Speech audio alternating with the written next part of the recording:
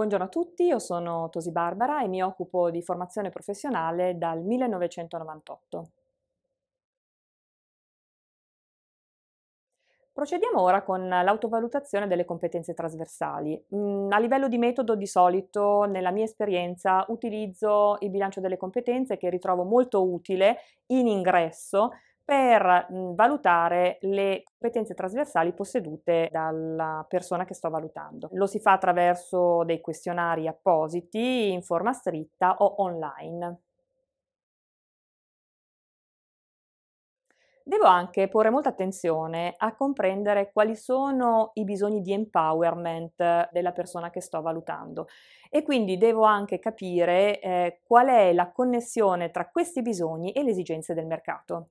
Procedo ad esempio con una profilazione della persona, età, provenienza, per comprendere quali sono magari le sue aspettative anche e quali sono le sue abilità e capacità in termini di soft skill.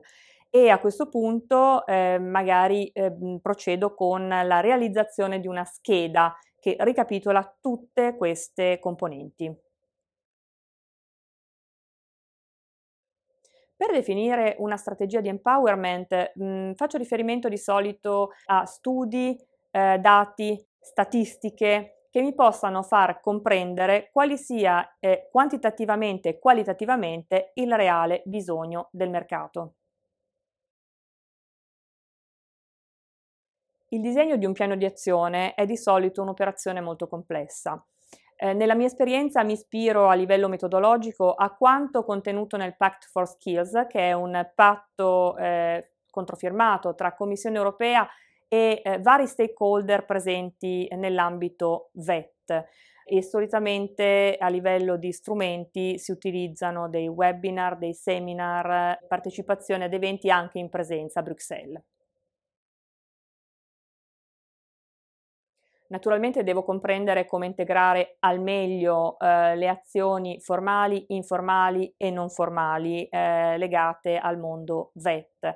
Lo faccio conoscendo, quali sono, i risultati di apprendimento che voglio ottenere. A livello metodologico, monitoro che cosa avviene nel corso, della vita della persona che io sto cercando di valutare in termini proprio di apprendimento formale, non formale e informale. Arriviamo quindi alla valutazione finale e alle certificazioni delle competenze acquisite. La valutazione solitamente avviene attraverso un bilancio delle competenze in uscita quando parlo di soft skills, ma anche attraverso test, prove, autovalutazioni di vario genere che dal punto di vista metodologico prendono in considerazione il tracciamento di che cosa è stato fatto durante il periodo di apprendimento e come strumenti appunto dicevo bilancio delle competenze, questionari, checklist, osservazioni.